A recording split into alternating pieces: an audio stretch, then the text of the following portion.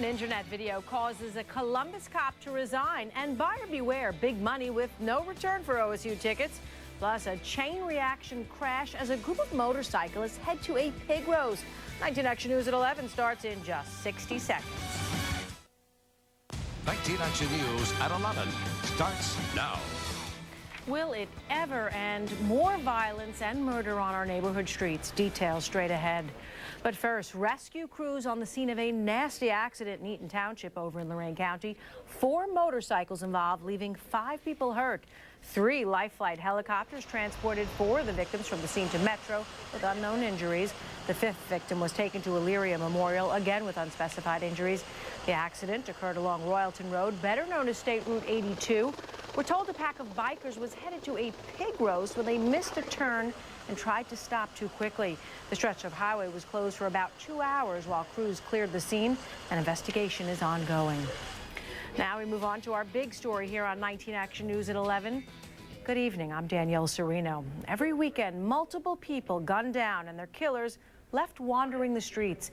Tonight, the murder count in Northeast Ohio on the rise again. 19 Action News reporter Blake Chenault live in the Newsplex with details on the latest deadly crime. Blake. Danielle, lots of people asking themselves tonight, how much is too much? It's a question that nobody seems to be able to answer, and all the while the killings continue. Jonelle Penson's homicide has put Cleveland well past 100 killings this year, and there's no let up in sight. And it hurt me to my heart. My son would have never did nothing to nobody. He was a good kid. He loved me. He loved his family. He loved his friends. Bonnie Penson has now lost 2 sons to the violence sweeping the city. Her younger son, Leonard, was shot to death in 2005. This is my second time going through this, and within the 2 years, I lost Leonard Penson. 29-year-old Jonelle Penson was shot here outside RD's nightclub early Saturday morning, where he crawled to the nightclub's doorway and died a short while later. He went to move his car, and on his way back, he was shot in the back, and he crawled to the doorway, and that's where he laid. Community activist Bob Render, representing local business owners, residents, and clergy, says RD's nightclub has become a magnet for too many problems, like the one that claimed the life of Jonelle Penson. The solution to the problem as far as the community is concerned is to close it down. It's a nuisance facility. Okay, let them move somewhere else. But club manager Martha Harris says RD spent $700 for nighttime security to make sure her establishment is safe for patrons. I'm actually traumatized. I mean, I don't want to see anybody hurt, especially if it's so senseless. The argument over RD's reputation, a moot point to a mother whose son crawled to this nightclub after he was shot and ultimately died. Because he had to do this to my baby. He had to do this. According to witnesses, there was a large crowd at the time of the shooting, but nobody has yet come forward to help police solve yet another killing in Cleveland. In the Newsplex, Blake Chenault, 19 Action News. Thanks, Blake. And we have another story of a killer on the loose. Aaron Addison gunned down along Russell Road in Superior Thursday night. He was outside the Larkin Tavern and Lounge, talking to the owner when a guy simply walked up, pulled out a gun, demanded cash, and pulled the trigger. The gunman grabbed a wallet from Addison's pants and took off. South of the city in Maple Heights, a shooting at an afternoon party sent 3 people to the hospital. A huge crowd of teenagers hanging out near Libby and Mayville Avenue when shots were fired right into the crowd. 3 people were arrested, as you'll see in a moment from the 19 Action News chopper, but no charges filed at this time. The victim's conditions unknown. Well, plenty of people like to talk about taking back our streets, and many more wish they could. But one suburban woman actually did something about the violence in her neighborhood and got justice. Reporter Ed Gallick brings us the story, and you'll see it only on 19 Action News. If you ever wanted proof you can take back your streets, take the case of Derek Bacon, just sent to prison thanks to some women in Euclid. Derek Bacon will now be off the streets 4 years. Only a guy up to no good would be caught carrying a real-looking fake gun, butcher knife, big pipe, extension cord, screwdriver, and mask and gloves. Bacon nabbed last April, breaking into some apartments in Euclid. 3 women helped bust him. One called cops, another confronted him, another followed him. Obviously a dangerous guy, and already with a record for 2 sex assaults and more. Of course, those women didn't know about his past when they saw him breaking in, didn't know he had weapons on him either, but they also didn't say, let someone else do something about him. And look at what happened. Ed Gallen, 19 Action News. And we've got more efforts to take back our streets. Dozens of men representing Cleveland's Community Action on Youth meeting today at Tri-C. The men were talking about minority youth issues in their neighborhoods and offered suggestions for working together more effectively. 19 Action News anchor Harry Boomer emceed the event, which was attended by members of the NAACP, Black on Black Crime, 100 Black Men, and many more. A retired judge from Youngstown busted a second time for drunk driving. Today, the police department released the dash cam video of her arrest from earlier this month. Maureen Cronin pulled over back on September 5th when cops saw her car swerving. Cronin's previous OVI arrest back in 2005. Well, it will be hard to enjoy the weekend with a strike looming over your head, but for thousands of auto workers and their families, that's what they face tonight. Still no deal between the UAW and General Motors. 19 Action News reporter Jen Pachano spoke with some Lordstown workers this afternoon. She has the story now at 11. Unless the bottom falls out of negotiations, they're making good progress up in Detroit. UAW continues negotiations with cautious confidence because this isn't the first time their livelihood has been in jeopardy. What's the waiting game like at this point? I used to have a full head of hair. I'm starting to look like the old Brenner. It's about my second or third time. Does it make it any easier? No, just about the same. Things around the Lordstown plant were quiet, but in Detroit, national contract talks wage on, even after the deadline expired. No one really wants to be out on strike. I talked to the International this morning, and they are in a holding pattern. It's hour to hour. Employees say things are tense inside these walls. What are people talking about inside, if anything? Well, they're mostly just want to work. And why are this year's talks so important? Well, industry leaders say the big three lost a combined $15 billion last year.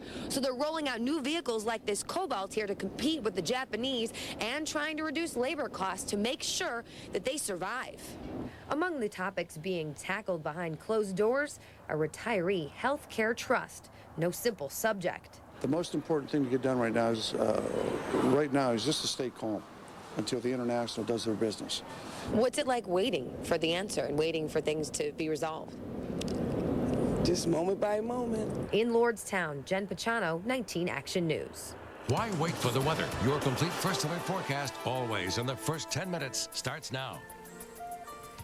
All right, everybody, is it cold enough for you? Temperatures already in the low 50s, even some 40s outside. For instance, Akron. Your current temperature is 47 degrees. We're at 40 already in Massillon, Elyria, 51. All right, compared to 24 hours ago, it is much colder. 12 degrees colder, but look at the air down to the south and off to the west. Everybody's colder. This is because we have an area of high pressure and control. This area of high pressure is drying out our atmosphere, all right? So we don't have any cloud cover. So without the cloud cover, all of the heat from earlier today gets out of here. So we get cold. Already, we've got temperatures that you just saw in the 40s, and we will get in the 30s tonight. So first alert satellite radar composite picture showing just a few high mid-level clouds kind of roaming around here, but they won't stay around long. We are going to call it mainly clear tonight because of that area of high pressure, and this is what we're talking about. Without the clouds, with the area of high pressure around and light wind, it's called ideal cooling or radiational cooling, whichever you prefer. Either way, it means temperatures are going to drop fast and hard tonight, all right? So fast and so hard that we've got our first frost advisory in effect overnight tonight and into tomorrow morning. That means some temperatures will dip into the upper 30s. Some will dip into the mid-30s, all right? So let's get you right to the point. Our first frost advisory in effect right now. Getting towards Sunday, it's going to be cool, but we're going to have lots of sunshine for you. And as we head toward the work week, temperatures will be getting milder and milder as the days go. But for today, your official high was much cooler than the normal high of 73 degrees. We only hit a high of 59. The low this morning, 51 degrees. Your record high 93, record low 37 degrees. So tomorrow, warmer than today. So already we're starting to see things kind of improve here. 65 degrees. That'll be your high in Greater Cleveland. Getting to Monday, we'll be at 72 degrees. And again, it gets better and better. But tonight, oh boy, the coldest night we have seen in a while. If you have plants outside you're going to be worried about, cover them up or bring them in. Temperatures will be the upper 30s tonight with this clear sky. Akron, Canton, you could see lows tonight around 36 degrees. So Here's the good news with this area of high pressure. As it continues to kind of coast to the east of us with that clockwise flow that you tend to get with these areas of high pressure, that means that as it moves to the east, stay with me now, we will get more of a south wind. And with that south wind, temperatures will warm. So like we're seeing already, temperatures in the 50s today, tomorrow 60s, Monday 70s. You get the picture. We'll gradually continue to warm up. So tomorrow, 65 degrees, mainly sunny in greater Cleveland, Akron, Canton, Summit, and Stark counties. You're doing good too, especially with lows tonight that'll be in the mid-30s for you. You're going to be at 66, so that's a nice rebound. Out on the lake, waves will be 1 to 3 feet, a southwest wind at 5 to 15 knots, water temperature 71 degrees. So here's a look at the 7-day. This is how things just get better and better. And we're talking about an extended dry period because that area of high pressure is just going to stick around. So 72 on Monday, 78 on Tuesday, Wednesday, Thursday, Friday. It gets better and better and better. From the First Alert Weather Center, I'm meteorologist Markina Brown, 19 Action News. Ohio racetracks betting they're going to get away with gambling machines. Now, technically, they're not allowed to have them, but the tracks have been installing tic-tac-fruit and nudge master games anyway. The tracks are banking on Attorney General Mark Dann losing his court fight to outlaw the machines. The makers contend the games require skill and are not games of chance, which are illegal in the Buckeye state. Can we say lottery? Well, Governor Ted Strickland announcing the date for a special election in Ohio's 5th congressional district. The election will be held to fill the seat formerly held by the Honorable Paul Gilmore, who died unexpectedly earlier this month. It will be held on December 11th. A Columbus police officer under investigation for anti-Semitic remarks on internet videos. She's resigned. Susan Purty was removed from her job in August and placed on administrative duty as an internal investigation began. The investigation started after videos of Purty and her sister appeared on the website YouTube. On the videos, the pair blamed the country's social problems on a number of minority groups, including the Jewish population. Well, take a good look at this guy, and if you see him, do not buy Ohio State tickets from him. Cops say Martin Alper is the man at the center of a Buckeyes ticket investigation. He's accused of taking money for tickets and never delivering. Columbus police have received more than 50 calls about Alper, who has turned himself in. He's out on bond right now, so buyer beware, or better yet, just be aware. Findlay, Ohio, back in business tonight. Last month, the city was hit with more than 10 inches of rain in 3 hours, practically crippling the area. Well, finally, they're starting to throw the crutches away. Downtown restaurants, gift shops, and offices that took the brunt of the record flooding are beginning to reopen. Only a handful of businesses relocated or closed for good. Well, we're one of the poorest big cities in the country, but we do have one of the best hospitals in the world. For now, tonight, fear that the Cleveland Clinic is going elsewhere and taking big money with it. And earlier this week, we watched as President Bush said he would bring our troops home gradually. Today in D.C., thousands said that's still not fast enough. You're watching 19 Action News. Honest, fair, everywhere. 19 Action News, once again voted best newscast in Ohio by the Associated Press. The body of a local soldier killed in the fight in Iraq back home tonight. Streetsboro native Jason Hernandez killed by a roadside bomb in Iraq on his 21st birthday. Last night, Hernandez's remains arrived at Hopkins Airport.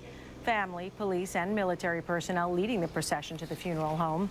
Calling hours begin tomorrow at 2 at Streetsboro High School. The funeral for Army Specialist Jason Hernandez set for 10 a.m. on Monday at St. Joan of Arc Church on State Route 14 in Streetsboro. Well, at least 20 Iraqis killed by insurgents in Iraq today as the U.S.-backed government faced a major setback in Parliament. Plus, in Washington, America showed up from across the country to express their feelings about the war. 19 Action News correspondent Jennifer Miller has more on both angles of the story. That's new at 10 at 11. Welcome to democracy, people! Rallying to be heard, thousands of demonstrators in support of USA! And opposed to the White House policy in Iraq. No war, no war, no war! Came out Saturday to give voice to growing concerns about the war. All the people that were for it in the beginning are just realizing that, you know, tons of money, tons of lives, it's just a waste. These protesters, including war vets, used a tactic reminiscent of the 1960s, staging a die-in to signify the massive loss of life in Iraq. You will not be arrested if you lay down here. Saturday of emotion took calls to end the war to the steps of the nation's capital, where voices shouted out against the war. But there are many here who support the president's policy and are just as passionate. Their freedom of speech is a right that our veterans paid for, but they have no respect towards our veterans whatsoever. Top Commander General David Petraeus says increased U.S. troops are making positive changes in Iraq, and some may be coming home as soon as December. On Saturday, President Bush highlighted the successes. In Baghdad, sectarian killings are down, and life is beginning to return to normal in many parts of the city. One sign of normality, an Iraq Air Force cadet graduation. What's missing is their faces, evidence of how dangerous alliances remain. On an Islamic website Saturday, an al-Qaeda faction threatened to hunt down and kill Sunni Arab tribal leaders who cooperate with the U.S. or its Iraqi partners. In Washington, Jennifer Miller, 19 Action News. Another local Marine killed in Iraq honored today in Mentor. The part of State Route 44 that runs between Route 2 and the Headlands Beach State Park will now be known as Lance Corporal Andy Nowacki Memorial Highway. Nowacki was killed back in February of 2005. Well, from a fallen hero to honoring a deceased leader, take a look at this corny tribute to former President Gerald Ford. A farm in Michigan, not far from where he grew up, created the maze in a cornfield in the likeness of the 38th president. As you can see, it says President Ford across the top, and, well, you